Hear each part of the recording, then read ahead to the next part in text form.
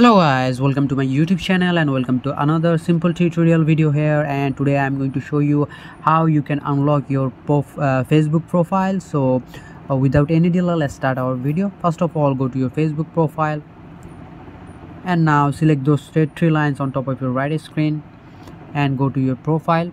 Now as you can see, it says you locked your profile. Go back and click the gear icon here on top of your screen and scroll down a little bit.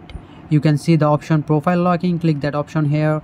Now to unlock it, just click this unlock button on the middle. Just click here and now just click unlock your profile